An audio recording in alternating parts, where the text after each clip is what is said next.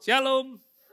Nah, saudara-saudara, hari ini di awal bulan Juni ini gereja kita memasuki bulan misi, sehingga seluruh pemberitaan firman di sepanjang bulan ini setiap minggu kita akan belajar isi hati Tuhan bagi kita semua untuk jiwa-jiwa yang terhilang. Amin, saudara. Saudara bersemangat? Saudara bersemangat? Ya. Nah, mari kita hari ini belajar kembali firman Tuhan. Saudara, saya memberi judul Panggilan Menjadi Saksi Kristus. Panggilan menjadi saksi Kristus. Saudara, kita tidak hanya dipanggil untuk mengikuti Dia, tetapi kita juga dipanggil untuk menjadi saksinya. Saudara, saya suka kata dipanggil, karena di dalam perjalanan kita mengikut Kristus, tanpa kita dipanggil, kita tidak ada hari ini. Betul, saudara?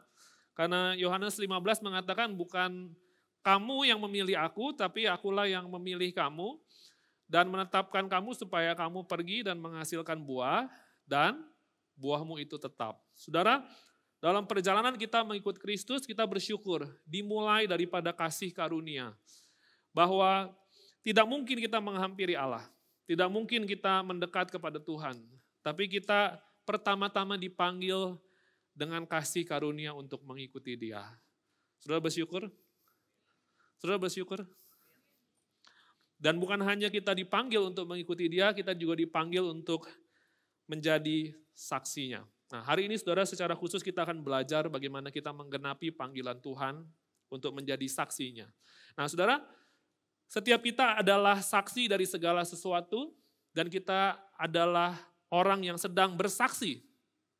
Entah kita sadari atau kita tidak sadari, setiap hari kita menyaksikan sesuatu, dan setiap hari kita menyaksikan sesuatu, kita menceritakannya. Kita menyaksikannya kembali kepada orang lain. Contoh misalnya, tadi pagi saudara makan bakmi yang paling enak, lalu saudara datang ke gereja dan saudara bilang, sudah makan bakmi yang ada di Mangga Besar itu? Nah, saudara kemudian mengajak dia untuk makan bakmi di sana. Saudara sedang menyaksikan dan saudara sedang bersaksi. Atau ada daripada kita yang melihat sebuah peristiwa kemudian kita menceritakan kepada orang lain. Kalau kita ngomong sama saudara kita, kerabat kita, teman kita bilang, Bu, tahu nggak?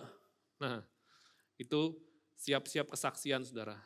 Antara kesaksian gosip, kesaksian yang benar saudara, itu pun kesaksian. Nah, saudara, setiap kita adalah saksi atas segala sesuatu, dan kita selalu menyaksikan, selalu bersaksi akan segala sesuatu. Bahkan hari-hari ini ketika ada Instagram, TikTok, segala sesuatu dapat disaksikan dengan mudah. Betul saudara? Dapat dilihat dengan mudah dan dapat dibagikan dengan mudah. Dapat diviralkan, dapat diceritakan. Kenapa? Karena sebetulnya kita adalah saksi. Entah kita menyadari, entah kita tidak menyadari. Kita sedang bersaksi setiap hari.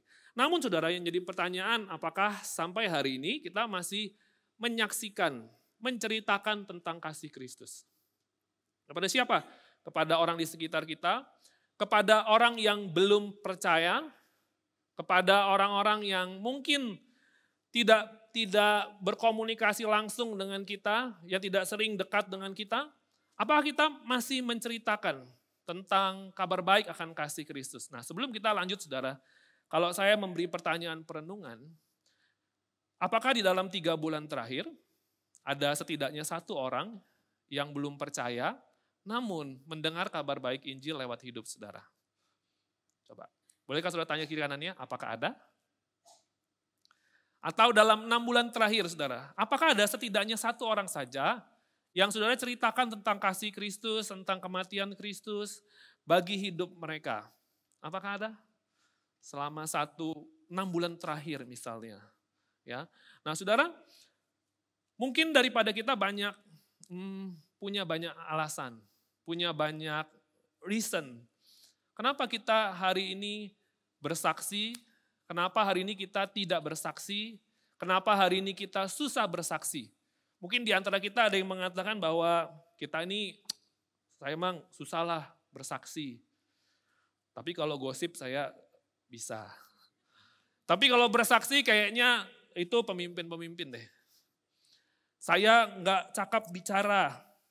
Tahukah saudara bahwa jemaat mula-mula kebanyakan mereka nggak bisa baca tulis? Tahukah saudara bahwa jemaat mula-mula juga banyak yang tidak fasih berbicara.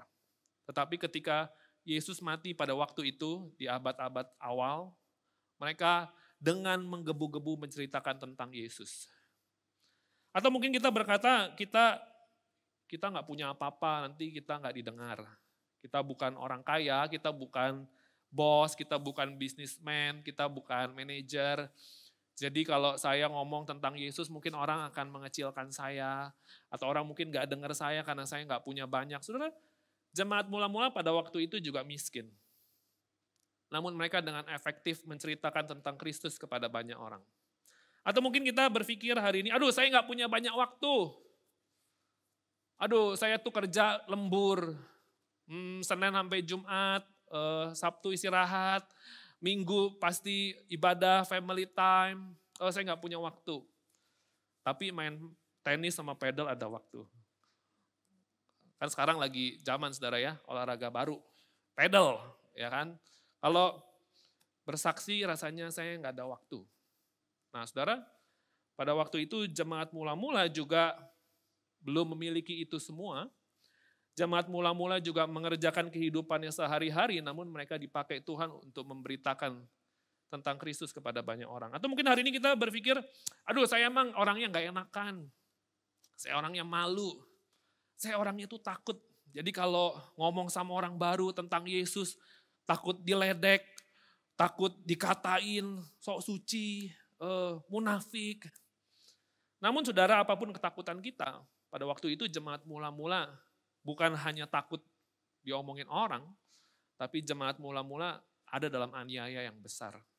Namun Injil tetap diberitakan, firman tetap diberitakan, kematian dan kebangkitan Kristus tetap diberitakan lewat mulut mereka, meskipun keadaannya tidak mudah.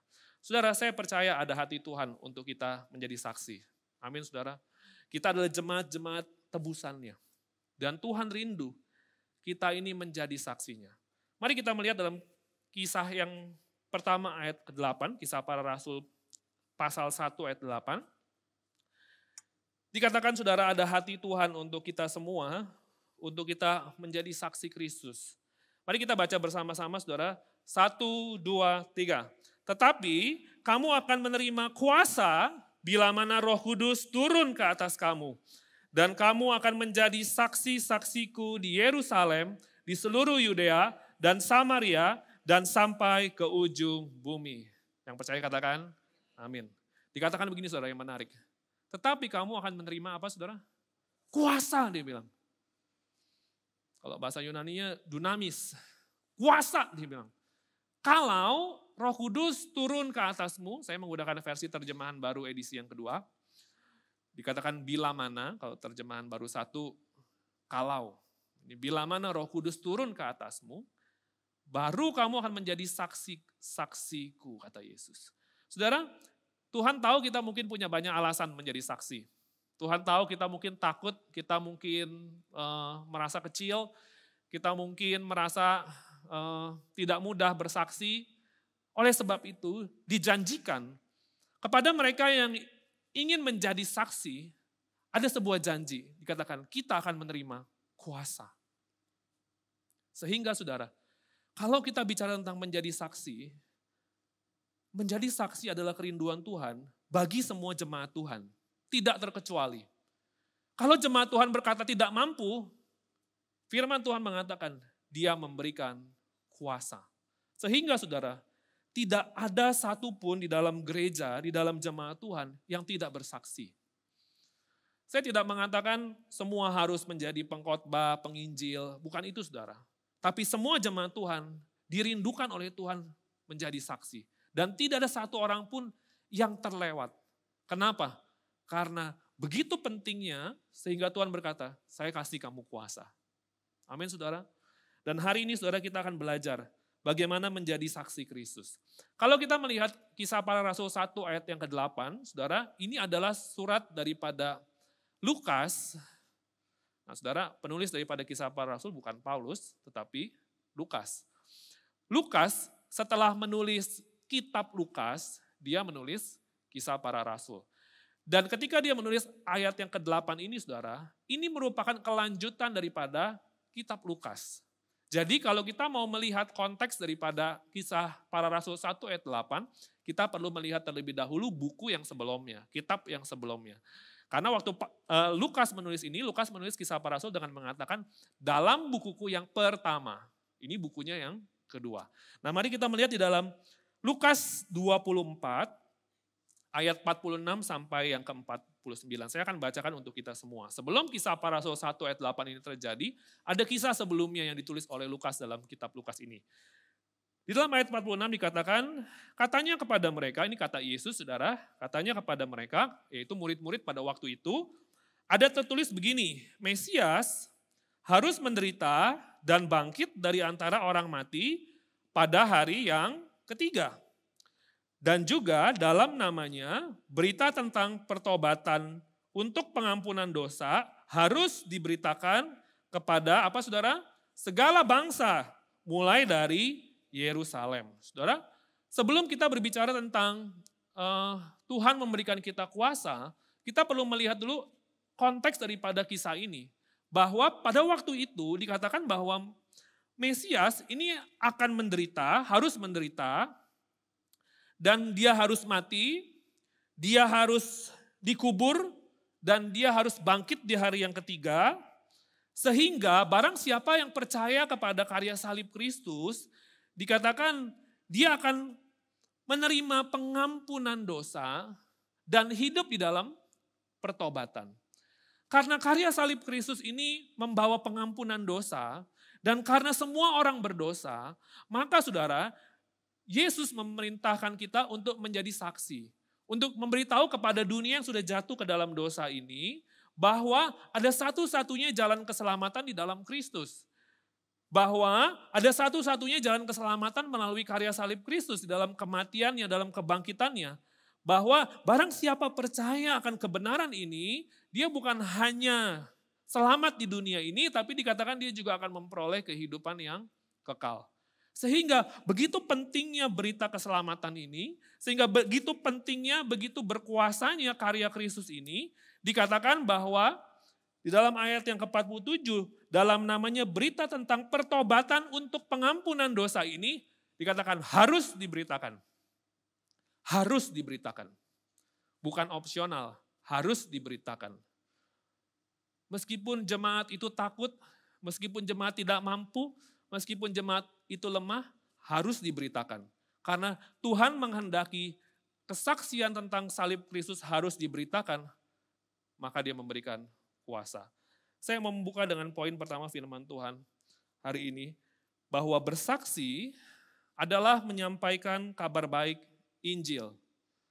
Bersaksi adalah menyampaikan kabar baik akan kasih Kristus yang dibuktikan melalui kehidupan Kristus, melalui kematiannya, melalui kebangkitannya, yang menyelamatkan serta mengubahkan segala sesuatu. Saudara ada hari ini karena saudara mendengar berita Injil, betul? Tidak ada satupun yang hari ini kita mengikut Tuhan tanpa melalui kita percaya kepada berita Injil.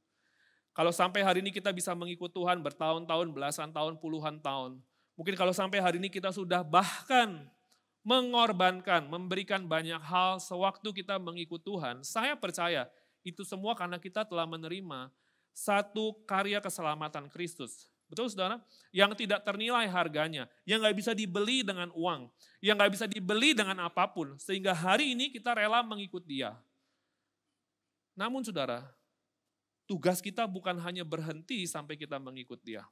Tapi tugas kita berlanjut untuk kita juga membawa banyak orang mengenal kasih Kristus. Supaya mereka mengalami perubahan hidup. Supaya mereka mengalami dan menerima kehidupan yang kekal itu. Amin saudara. Dikatakan bahwa kita adalah saksi-saksinya. Untuk apa? Kita memberitahu kepada banyak orang bahwa begitu besar kasih Allah, dia mengaruniakan anaknya yang tunggal, untuk datang ke dunia menjadi manusia yang sama seperti kita saudara. Untuk apa dia menjadi manusia yang sama seperti kita? Untuk menjalani kehidupan yang sama seperti kita. Kita yang ditolak, Yesus pun ditolak. Kita yang sendiri, Yesus pun sendiri. Kita yang diabaikan, Yesus pun diabaikan. Kita yang mengalami banyak penderitaan, Yesus pun mengalami banyak penderitaan. Yesus datang ke dunia menjadi manusia untuk mengambil semua persoalan hidup yang kita alami. Supaya apa saudara? Supaya semua itu ditaruhkan di dalam tubuhnya. Ditaruhkan di dalam dirinya. Dan supaya apa? Supaya dibawanya ke kayu salib itu. Untuk apa saudara? Untuk menebus kita. Untuk menebus kita. Dan bukan hanya menebus kita, tapi mengubahkan kita. Bukan hanya mengubahkan kita saudara, tapi membawa kita kepada satu hidup yang kekal. Saudara, kita nggak bisa beli keselamatan pakai uang. Betul saudara? Kita juga nggak bisa beli keselamatan pakai perbuatan baik. Kita selamat karena anugerah melalui iman. Dan apa yang kita terima ini saudara, dirindukan Tuhan, kita bagikan kepada banyak orang. Hari ini saudara, apakah kita masih memberitakan kabar keselamatan kepada keluarga kita, kepada anak-anak kita saudara, kepada orang-orang di kantor kita yang mungkin belum percaya, kepada asisten rumah tangga yang ada di rumah, kepada tetangga, apa kita masih memberitakan? Karena apa saudara? Kita dipanggil, kita beroleh kasih karunia untuk menceritakannya. Dikatakan di dalam ayat yang ke-48, dikatakan, kamulah saksi-saksi dari semua ini. Bolehkah berkata kepada kiri dan kanannya, kamulah saksi-saksinya. Dikatakan, kitalah saksi-saksinya saudara. Memang pada waktu itu dikatakan kepada murid-murid bahwa mereka adalah saksi mata secara langsung. Tapi hari ini saudara, kita juga dikatakan saksi-saksinya. Meskipun kita bukanlah saksi mata saudara. Karena Rasul Paulus pun bukan saksi mata kematian Yesus. Betul nggak saudara? Rasul Paulus tidak pernah melihat Yesus yang disalibkan. Tidak pernah melihat Yesus disalibkan secara langsung. Namun Rasul Paulus menerima jamahan Tuhan. Rasul Paulus menerima pernyataan diri Yesus. Sewaktu dalam perjalanan dia ke Damsyik untuk membunuh. Nah, ini dia saudara. Paulus dalam perjalanannya ke Damsyik untuk membunuh. Bukan untuk pelayanan saudara. Untuk membunuh. Namun di dalam kasih karunia, Kristus menghampiri Paulus terlebih dahulu. Inilah berita baik saudara, bahwa kita hari ini diselamatkan bukan karena kita memiliki perbuatan baik. Justru dalam hamartianya kita saudara, dalam penyimpangan kita, di sanalah Tuhan menyatakan kasih karunia untuk menyelamatkan kita. Paulus saudara tidak pernah melihat Yesus tergantung di kayu salib secara langsung, tidak pernah. Namun dalam perjalanan kehidupannya, Yesus menyatakan dan menampakkan diri, menjamahnya. Di dalam apa saudara? Di dalam dosa. Di dalam dosa-dosa Paulus, kasih karunia menjamahnya dan memanggilnya kembali. Lalu Yesus berkata kepada Paulus, Saulus, Saulus, mengapa engkau menganiaya aku? Lalu Paulus ini menjadi bingung. Kenapa dia mengatakan aku menganiaya dia? Lalu Yesus mengatakan, jemaat yang kau aniaya itu, engkau sedang menganiaya aku. Di sanalah dia berjumpa dengan salib Kristus. Di sana dia berjumpa dengan kasih karunia. Di sanalah dia berjumpa dengan pengampunan. Di sanalah dia berjumpa dengan salib Kristus. Bahwa dengan menganiaya jemaat, dia sedang menganiaya Kristus. Dia berjumpa dengan kebenaran dan kenyataan bahwa Yesus disalibkan karena dosa-dosanya. Namun dia juga berjumpa dengan kasih karunia. Bahwa di dalam keberdosaannya, Tuhan mengampuni dia. Sehingga saudara, ketika pertobatan Paulus terjadi, dikatakan Paulus menjadi salah satu orang yang menulis paling banyak daripada kitab perjanjian baru. 3/4 perjanjian baru, Paulus yang menulisnya. Dan apa yang Paulus tulis saudara? Semua tentang salib Kristus. Kalau kita melihat semua kitab-kitab ini saudara, Paulus selalu menulis didasari karena salib Kristus. Sehingga saudara, Paulus menjadi pribadi yang paling efektif dalam memberitakan salib Kristus kepada banyak orang. Hari ini saudara, apakah kita menjadi orang yang terus memberitakan kasih karunia kepada banyak orang? Apakah kita adalah orang yang sampai hari ini masih menceritakan kepada mungkin anak-anak kita, mungkin saudara kita, orang di kantor, bahwa ada kasih karunia dalam kehidupan mereka. Saudara, kita telah menerima kasih karunia, betul saudara? Apakah kita meneruskan kasih karunia? Kita telah menerima pengampunan Tuhan. Apakah kita menceritakan tentang pengampunan Tuhan kepada orang yang belum menerimanya? Kita menerima kematian Kristus. Apakah hari ini ada banyak orang mendengar tentang Yesus yang mati bagi mereka lewat hidup kita? Hari ini kita menerima kuasa kebangkitan. Saudara, kalau kita bicara kuasa kebangkitan, Kita sedang bicara tentang ada satu pengharapan hidup yang baru dan kekal. Amin, saudara. Karena hidup kita ini sementara, karena semua kekayaan, semua prestasi, semua jabatan kita tidak akan kita bawa sampai kekal. Namun karena kita ini binasa, namun kita diberikan kuasa kebangkitan. Nah, kuasa kebangkitan itu apa? Pengharapan kita bisa bangkit daripada dosa, daripada keterikatan, dan bukan hanya bangkit hari ini, saudara, tapi juga bangkit dalam kehidupan yang kekal, masuk dalam kerajaan yang kekal. Itu kuasa kebangkitan. Apakah hari ini sudah kita yang telah menerima kuasa kebangkitan? Kita juga memberitahu kepada banyak orang, ada kuasa kebangkitan bagi mereka. Kenapa, saudara? Itulah yang dirindukan Tuhan. Karya Kristus, rindu untuk terus-menerus diberitakan kepada banyak orang. Bahkan dikatakan tadi, dari Yerusalem bahkan sampai segala bangsa. Saudara, saya mau mengatakan dalam poin yang kedua hari ini, saya adalah saksi Kristus. Katakan bersama-sama dengan saya, 1, 2, 3, saya adalah saksi Kristus. Kenapa, saudara? Karena kita telah diselamatkan melalui perjumpaan karya salib dalam berita Injil. Hari ini, saudara, apakah kita masih aktif bersaksi? Kita pasti bisa bersaksi. Karena pada dasarnya kita selalu dan setiap hari sedang bersaksi. Tapi permasalahannya, saudara, apakah kita bersaksi tentang Kristus? Saudara, saya percaya kita semua di sini karena kita mendengar kesaksian. Betul nggak, saudara? Saya percaya kita semua ada di sini karena kita mendengar kabar baik dari orang lain yang menyampaikan kepada kita. Saya bersyukur, saudara, saya bertobat join di Abalove tahun 2004.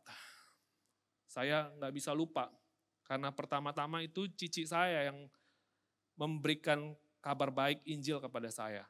Saya ingat dalam kita lagi makan, saudara, cici saya juga tentu pada waktu itu belum pelayanan, apalagi berkhotbah, mimpin komsel, tidak. Saya ingat dalam makan siang kita bersama, dia tanya saya, kok lu gak mau ikut ke gereja? Karena kakak saya duluan ke Abalove pada waktu itu. Terus saya bilang, enggak lah, males lah ke gereja gitu. Kenapa? Saya bilang, ya kan dulu kan papa saya suka ngomong gini, ya yang penting mah gak usah Kristen-Kristen, yang penting mah baik. Kalau saudara pernah dengar mungkin orang tua saudara ngomong gitu, papa saya ngomong gitu. Gak usah Kristen lah tuh, yang Kristen sancipa juga banyak gitu.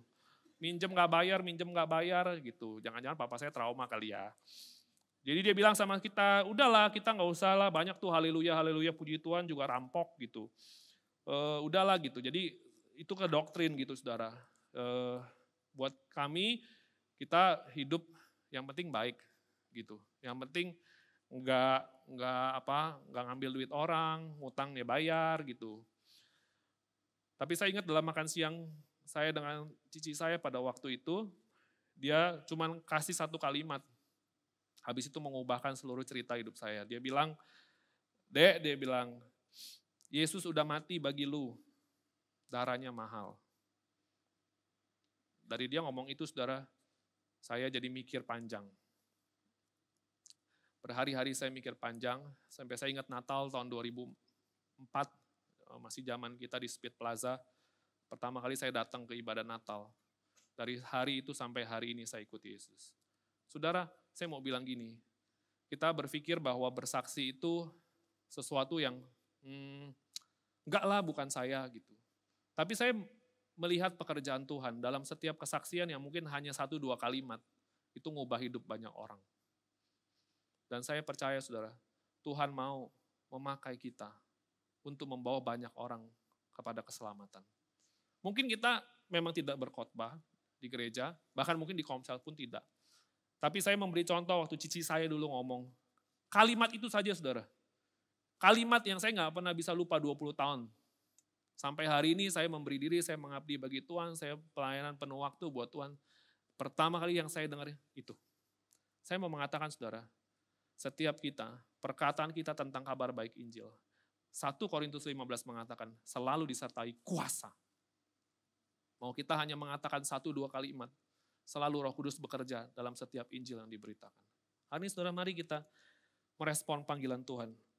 Dikatakan di dalam ayat yang ke-49, saudara, lihatlah, Yesus berkata begini, aku akan mengirimkan kepadamu apa yang dijanjikan Bapakku.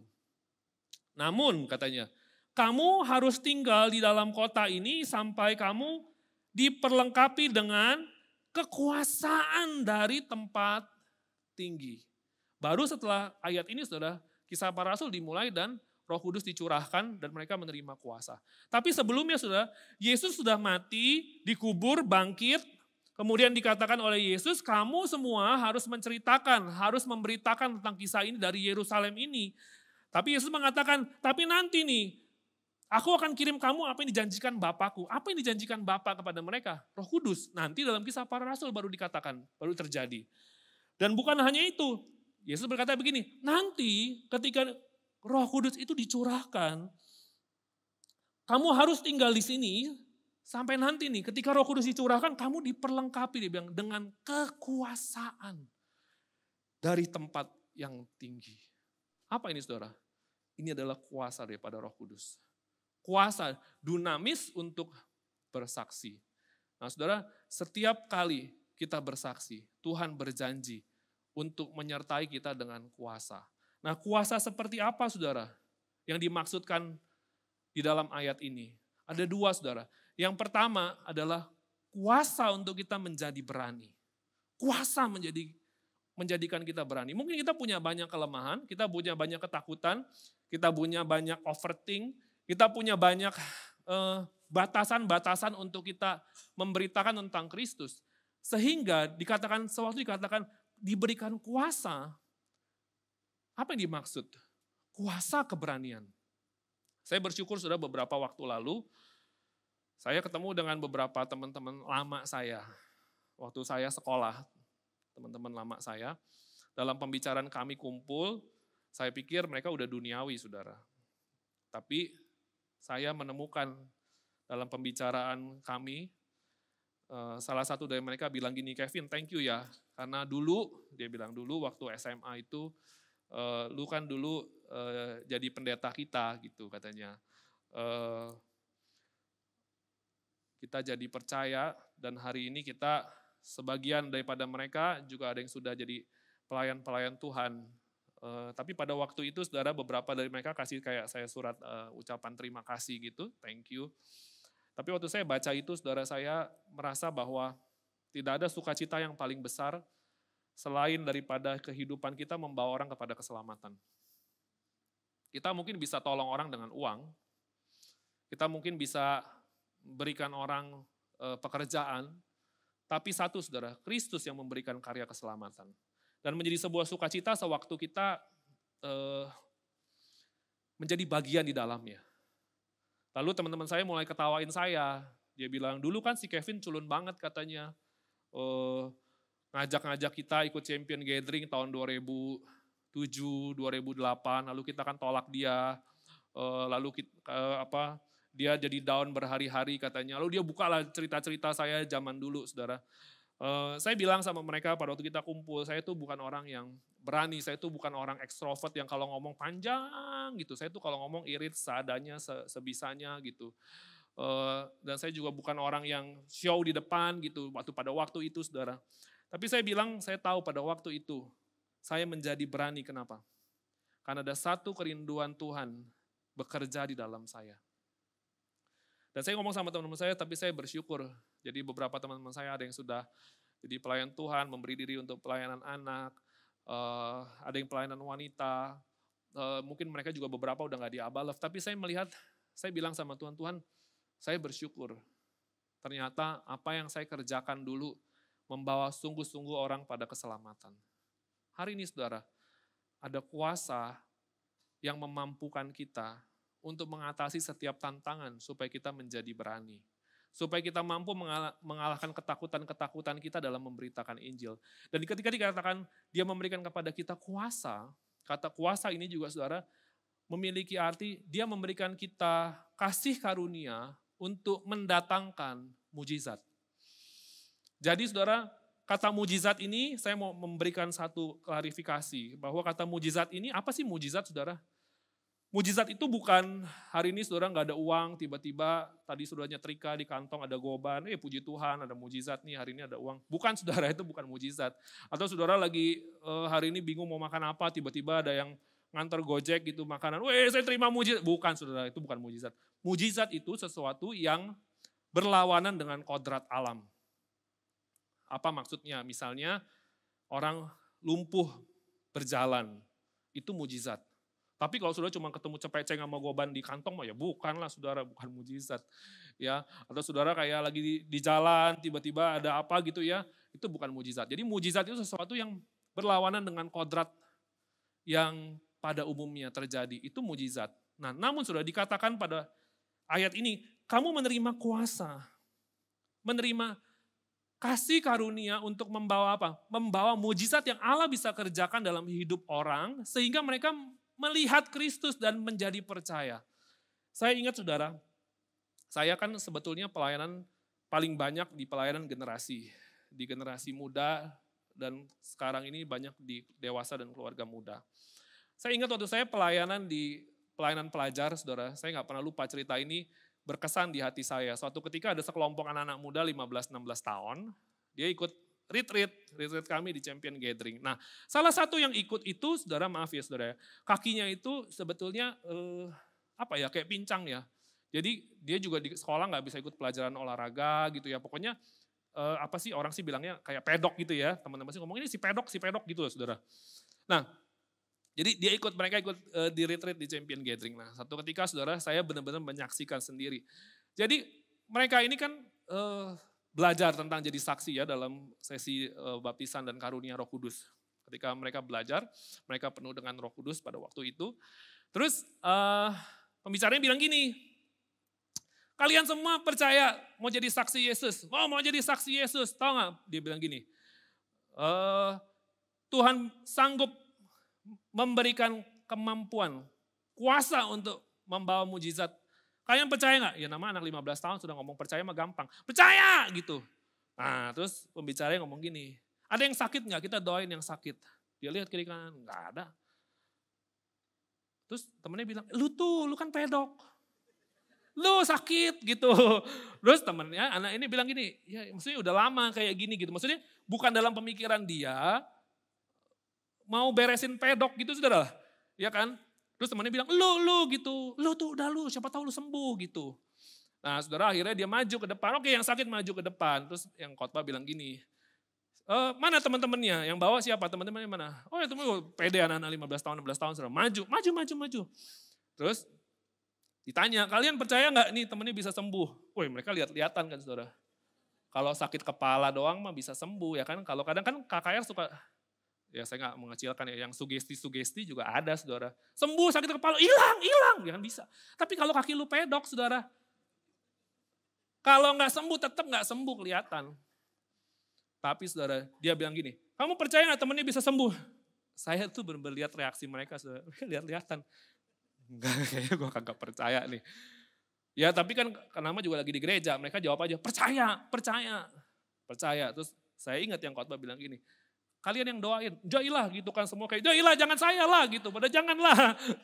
Kalau ngomong percaya doang bolehlah, kalau doain nanti kan yang salah kan kita gitu kan. Nggak doain. Di situ saya yang fasilitasi, saya bilang, ayo kita doain. Saya ingat saudara, ini mereka tuh anak-anak pelajar polos, dia bilang gini, Tuhan udah lama kaki dia pedok. Tapi Tuhan pasti sembuh dalam nama Yesus. Saya pertama kali lihat orang saudara, dia itu saya tahu saudara, dia setiap pelajaran olahraga gak bisa ikut. Hari itu dia lari kelilingin aula Champion Gathering itu saudara. Saya gak tahu apa yang terjadi juga. Waktu itu dia lari, dia pulang, hari ini dia udah seperti biasa. Udah jadi gym. Tapi saya mau ngomong gini saudara, kalau di dalam pelayanan pelajar kayak gitu saudara, saya masih bisa melihat ada kuasa Tuhan dinyatakan saudara. Anak-anak yang polos saudara, saya percaya ada kuasa yang sama masih bisa bekerja. Beberapa waktu yang lalu saudara, saya ingat ada satu, ini anak-anak pelajar lagi saudara, saya kan ketemu banyak anak-anak pelajar. Satu anak perempuan, dia komsel. Nah, waktu datang ke komsel ini mukanya udah murung banget saudara. Nah temennya cerita, waktu sebelum datang komsel, mereka dari sekolah. Nah di sekolah saudara ada pelajaran bahasa Mandarin. Nah, pelajaran bahasa Mandarin nggak banyak anak-anak muda suka, ya kan saudara. Nah, tapi waktu itu ulangan dibagi, saudara, dia dapat sekitar 75-an. Lalu dia nangis di kelas. Nah, temannya tanya, lo kenapa nangis? Terus dia nangis gitu, saudara. Terus dia kasih lihat ulangannya 75, temannya bilang, 75 nangis. Kita 30 ketawa-ketawa aja. Lu jangan nangis katanya, kita 30. Lu masih ada teman-teman, kita 30 setia kawan. Wah, dia nangis di situ. Akhirnya dia datang ke komsel. Ini juga saya ada di komsel, saya nggak pernah lupa. Dia datang ke komsel, akhirnya kita bagi belajar firman, kita pecah berdua-dua kelompok itu, sudah kelompok-kelompok kecil. Nah, terus temennya sampai komsel dia masih nangis, saudara ya, masih nggak enak gitu mukanya. Lalu saudara, kita waktu berdua-berdua gitu, temennya itu doa, saudara. Temennya itu bilang gini, kamu jangan jadi down karena nilai kamu jelek.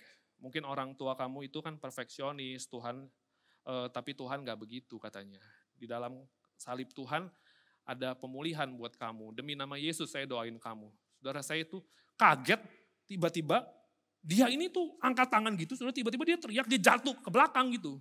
Terus dia ngeguling-guling kayak ular gitu, saudara. Wah, geger kan satu komsel. Wah, saya juga kan, saya gak doain, saya tanya, wih kenapa nih? Temennya gini, Mandarin 75.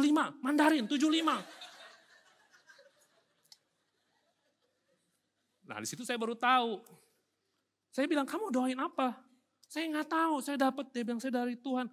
Tuhan bilang, Tuhan tuh mengasihi dia, mati bagi dia, terima dia, bukan karena nilai dia. Saya cuma ngomong itu loh kak, nggak, saya ngapa-ngapain. Tiba-tiba dia teriak, dia guling-guling, dia nggak sadar diri. Bukan santet, saudara. Kalau ibadat 3 kan mungkin santet, okultisme apa. Kalau ini bukan, Mandarin 75. Tapi di situ saudara saya lihat, saudara, itu kuasa masih dinyatakan. Bahkan kepada anak-anak pelajar yang kita pikir, masa lalu itu apa sih, paling ulangan dapat. Guling-guling saudara. Tapi saya mau bilang gini, ketika firman-Nya mengatakan ada kuasa diberikan, sungguh-sungguh dia menyertai dengan kuasa, supaya ada banyak orang melihat dan menjadi percaya. Hari ini saudara, dia mau kita semua, bukan hamba-hamba Tuhan saudara, tapi seperti anak-anak pelajar yang kayak gitu dipakai Tuhan saudara, saya percaya setiap kita juga bisa dipakai Tuhan. Dan kita adalah orang-orang yang biasa, karena kita adalah orang-orang yang biasa, makanya dikatakan dalam Kisah Rasul 1 ayat 8, saudara, mari kita melihat kembali. Dikatakan, tetapi kamu akan menerima kuasa. Bila mana Roh Kudus turun ke atas kamu, dan kamu akan menjadi saksi-saksiku di Yerusalem, seluruh Yudea, Samaria, dan sampai ke ujung bumi. Saya mau memberikan poin yang ketiga, saudara. Melalui Yesus Kristus, Allah akan memperlengkapi dan mengaruniakan kepada kita yang rindu menjadi saksinya sebuah kuasa, dikatakan dari tempat yang maha tinggi. Dan dia mengatakan dimulai daripada Yerusalem. Nah, saudara bolehkah ditampilkan, saudara? Kalau kita melihat sebuah peta persebaran, saudara, saya membuat hanya lingkaran supaya lebih mudah dimengerti. Jadi saudara, pada waktu itu Yesus mati di Yerusalem, saudara. Di Yerusalem banyak sekali musuh-musuh daripada Yesus. Namun saudara, Yesus tetap mati di sana untuk memberikan kepada kita keyakinan bahwa apa? Dalam keberdosaan kita dan kejahatan kita, Yesus tetap mati bagi kita. Dan di Yerusalem, Yesus ini mati, saudara. Dikatakan, kamu akan menjadi saksiku dimulai daripada Yerusalem. Nah, di dalam konteks hari ini, saudara, kita tentu nggak tinggal secara geografis di Yerusalem. Tapi secara makna, saudara, Yerusalem menggambarkan sebuah circle, sebuah komunitas yang hari ini kita hidup di dalamnya. Mungkin itu keluarga inti kita, itu Yerusalem kita, saudara. Tuhan mau kita jadi saksi di Yerusalem kita, di keluarga inti kita, atau mungkin di keluarga besar kita. Atau mungkin itu di tetangga kita, saudara. Yang tetangga kita yang parkir sembarangan, buang sampah sembarangan. Tapi dia mau kita jadi saksi di sana. Itu Yerusalem kita, saudara. Kemudian dikatakan kamu akan jadi saksiku di Yerusalem, Yudea. Nah, Yudea ini luar lebih jauh daripada Yerusalem secara geografis, saudara. Nah, Yudea ini mulai masuklah ke kota, saudara. Ke circle yang lebih luar. Kalau misalnya mungkin konteks kita hari ini, mungkin Yudea kita adalah Jakarta, saudara. Tuhan rindu kita juga jadi saksi untuk kota, saudara. Makanya kan ketika dalam pembuangan bangsa Israel di Babel dikatakan kepada bangsa Israel, kamu perlu berdoa supaya kesejahteraan kotamu terjadi. Betul nggak saudara? Sehingga saudara, ketika kita diperintahkan jadi saksi di Yudea, Tuhan mau bawa kita bukan hanya berpikir tentang, oh anak saya belum percaya, keluarga saya belum percaya, tapi Tuhan mau kita mulai punya pikir kota ini. Bagaimana dengan kota ini? Dan ketika dikatakan dari Yerusalem, Yudea, Samaria lebih luar lagi saudara. Nah Samaria di dalam konteks geografis pada waktu itu lebih jauh sehingga mungkin etnis sudah berbeda. Secara bahasa mungkin sudah ada perbedaan. Secara etnis, secara suku mungkin sudah ada perbedaan. Mungkin kalau kita bicara konteks hari ini, Samaria berbicara mungkin suku yang sudah berbeda dengan kita saudara.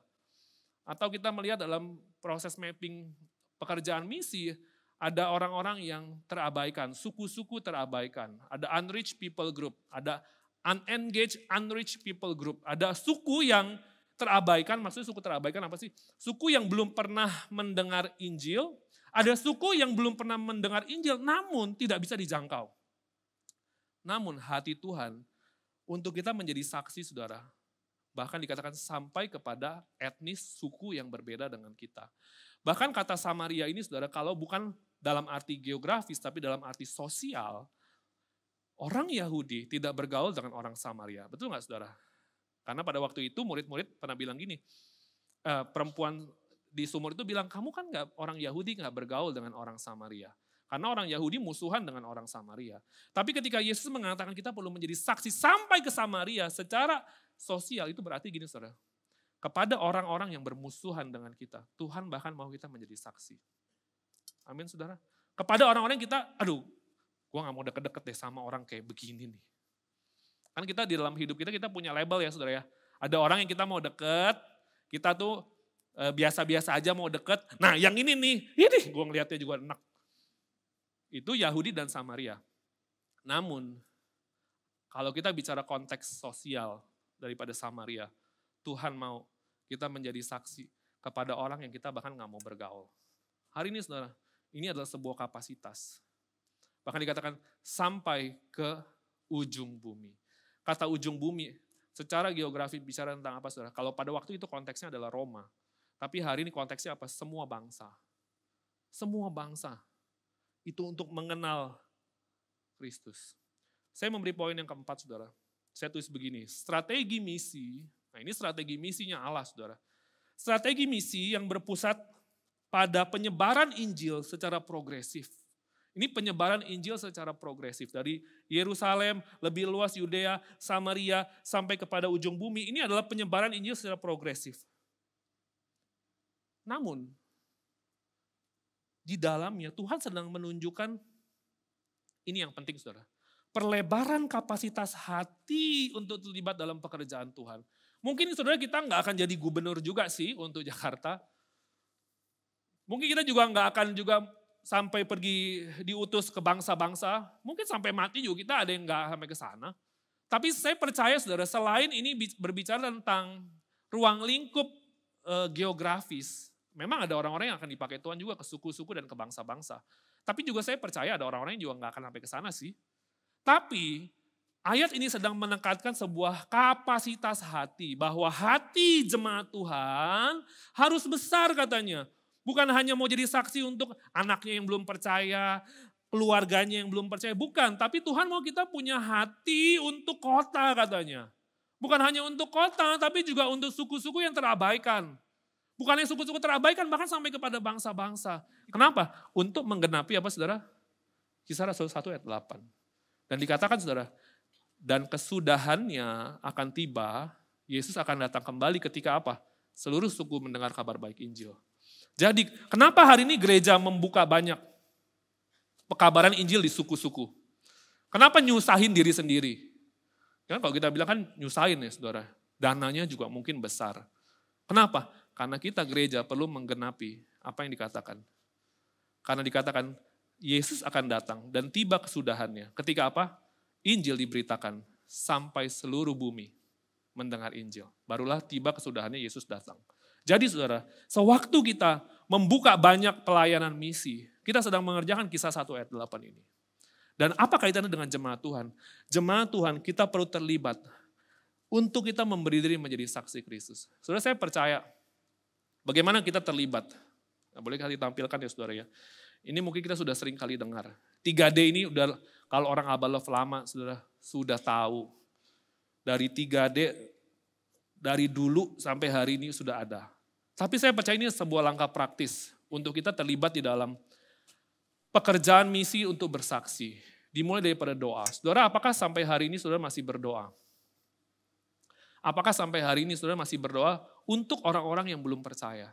Saudara, sampai hari ini papa saya belum percaya Yesus. Dari saya lahir baru, saya melayani Tuhan, saya jadi hamba Tuhan. Papa saya menentang saya jadi hamba Tuhan 6 tahun, 7 tahun yang lalu. Sampai hari ini, papa saya belum percaya. Tapi satu, saya nggak pernah lupa untuk berdoa supaya dia mendengar kabar baik Injil. Saudara, apakah sampai hari ini saudara masih terus berdoa dalam ketekunan? Untuk anak-anak saudara, orang tua saudara, keluarga saudara mendengar kabar baik. Tapi bukan hanya itu, dikatakan juga daya. Saudara, apakah saudara rindu untuk memberi diri dalam pekerjaan misi? Untuk saudara pergi. Ya mungkin saudara nggak diutus 1 tahun, ya kalau semua diutus 1 tahun ya rumah bagaimana ya saudara ya. Tapi saudara punya hati nggak untuk saya terlibat deh. Saudara, sebetulnya saya itu bukan tipe pelayanan misi. Sebetulnya. Saya tuh mau yang simpel-simpel aja, kalau ke suku-suku aduh bikin pusing deh, tambah susah hidup, enggak deh. Jadi kalau dari dulu saudara di Abalov ada mission trip, saya yang paling tidak mau ikut. Semua pada excited, 2-3 minggu, 1 bulan pelayanan misi. Saya nggak pernah mau ikut saudara. Sama yang kedua doa puasa juga saya dulu nggak pernah mau ikut. Karena buat saya itu menderita. Tapi saudara, saya breakthrough sama Tuhan. Beberapa mungkin 6-7 tahun yang lalu saya berangkat pelayanan misi. Pada waktu itu kita harus pergi ke Maluku. Itu tempat yang belum ada listrik. Nggak ada saudara. TV apa, nggak ada saudara. Bukan kampung saudara, mau saya itu suku.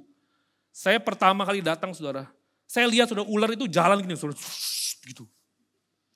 Pas saya datang, saya pikir apa saya kabarin rumah dulu ya, saya bisa pulang apa kagak nih, gitu. Jadi saya datang, saya pikir gue nyesel nih datang kemarin nih, gue paling kagak demen dah kayak gini.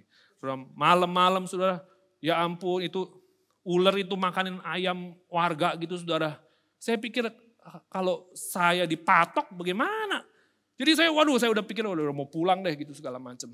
Tapi saudara, udah nggak, ya ampun udah harus mandi saudara di sungai saudara. Saya pikir mending saya nggak BAB berhari-hari daripada harus mandi di sungai. Aduh, saya pikir saya tuh pengennya itu loh traveling city to city, Singapura, Jepang. Aduh, kalau pengen misi mah ini saya sih aduh. Tapi saudara, saya pertama kali saya ke sana saudara, saya tuh benar-benar sakit kepala benar-benar saudara. Malam saya nggak bisa tidur, saya ingat saudara malam saudara. Jadi kita tidur kayak di rumah papan gitu saudara.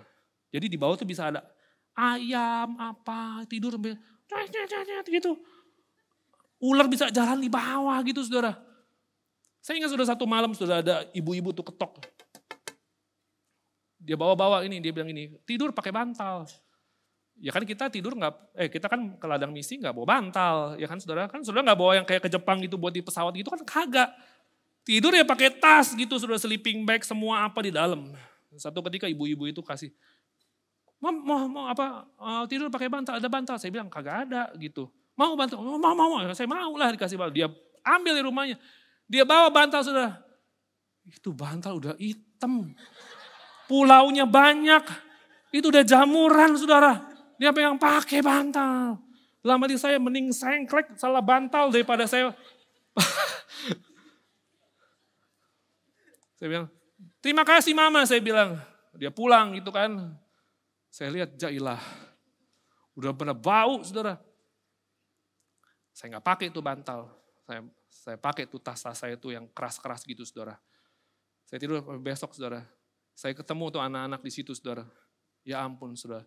Mereka itu nggak tahu siapa presidennya saudara. Mereka nggak tahu saudara presiden kita tuh siapa, bendera kita tuh apa. Mereka nggak tahu. Saya tuh baru pertama kali mikir saudara, ada ya? Ternyata ada loh. Jadi sudah ada orang-orang, bahkan orang-orang jahat sudah datang. Dia bawa speaker palsu sudah yang cuma 100.000. Diputer di mereka saudara. Mau gak? Oh mau. Kasih tanah, ditukar sudah sama tanah. Sudah bisa bayangin, itu kayak kita hancur hati sudah lihat ke sana. Saya ingat saya ngajar nyanyi, sudah ngajar Indonesia Raya gitu. Tapi saya pertama kali situ sudah, saya nangis, saya air mata saya gak berhenti saudara. Di situ Tuhan taruh satu kapasitas hati yang baru. Saudara, hari ini saudara, mungkin kita juga gak pergi ke sana. Tapi izinkan kita punya satu kapasitas hati yang baru untuk kita melihat satu pekerjaan Tuhan lebih luas. Kita bukan jadi jemaat yang, aduh dana bit lagi. Duit lagi. Enggak saudara. Tapi kita lihat satu pekerjaan Tuhan yang mungkin kita gini, di mana harta saya berada, di situ hati saya berada. Saya mau taruh belajar sebagian untuk pekerjaan misi supaya hati saya ada di sana. Saudara, saya nggak lagi juga membuka periode sumbangan pemberian misi, bukan. Tapi saya mau mengatakan gini saudara, kita perlu punya kapasitas hati yang lebih besar dalam melihat pekerjaan Tuhan. Untuk bukan hanya yang di sekitar kita, tapi juga kepada kota ini, kepada suku bangsa, kepada bangsa-bangsa. Karena itulah hati Tuhan buat kita. Saya menutup poin yang terakhir saudara. Yang ketiga tadi dana ya saya sudah sebutkan. Poin yang terakhir saudara, saya mengundang tim penyembahan boleh maju ke depan ya. Saya mau menulis begini saudara, Tuhan tidak pernah memerlukan kita dalam pekerjaannya. Ada banyak orang berpikir dia menjadi penting dalam pekerjaan Tuhan. Saudara saya mau mengatakan Tuhan itu tidak pernah memerlukan kita dalam pekerjaannya. Kenapa? Kita ini orang-orang berdosa yang kalau kita justru, saudara kita tuh seringkali berpikir tanpa kita tuh pelayanan tuh gak jalan. Enggak saudara. Tanpa kita pelayanan dengan kita pelayanan justru tambah ribet saudara. Belum konflik, belum kepahitan, belum dramanya. Tapi saya mau mengatakan sebetulnya Tuhan tidak pernah memerlukan kita dalam pekerjaannya. Namun saudara, dalam kasih sayang anugerah yang besar, Dia rindu melibatkan kita untuk menjadi rekan sekerjanya. Supaya apa? Dia berbagi kemuliaan bersama dengan kita. Kalau kita hari ini berkata gini, udahlah pelayanan-pelayanan misi lah, dana bit lah, saya gak mau terlibat. Gak apa-apa. Saya melihat dalam pelayanan saudara, pekerjaan Tuhan selalu dinyatakan. Meskipun dalam kekurangan dan kelemahan. Tapi Tuhan juga tidak pernah memerlukan kita di dalam pelayanan. Rasanya saudara, kalau saya jadi Tuhan dan melihat si Kevin ini hidup, saya juga gak mau libatin dia dalam pelayanan karena suka baper kadang banyak pemikiran. Buat apa dana bit? Kalau kasih buat apa saja? Buat AMC kan ada banyak saudara. Saya dengar tuh, adalah gitu lah pokoknya. Tapi saudara saya mau mengatakan bahwa kenapa Tuhan mau kita terlibat dalam pekerjaan Tuhan? Karena Dia rindu untuk kita jadi rekan sekerjanya. Meskipun kita ini punya banyak kelemahan dan punya banyak kekurangan. Kenapa Dia mau kita jadi rekan sekerjanya? Karena Dia mau membagi kemuliaannya. Karena dalam pekerjaan Tuhan kemuliaan Allah dinyatakan. Dan Dia mau kita anak-anaknya ikut melihat kemuliaannya terjadi. Amin saudara. Hari ini saudara, saya lebih mau membawa kita melihat apakah hati kita adalah hati Kristus untuk jiwa. Mulai daripada Yerusalem, Yudea, Samaria sampai kepada ujung bumi. Ada banyak kendala kita mungkin pergi. It's okay saudara. Tapi begini, jangan sampai hati kita punya kendala dalam melihat pekerjaan Tuhan. Dan biarkan kita hari ini terlibat di dalam doa-doa kita, dalam daya, dan di dalam dana yang mungkin kita akan berikan saudara dalam pekerjaan misi. Mari kita datang kepada Dia, mari kita nyanyikan lagu ini.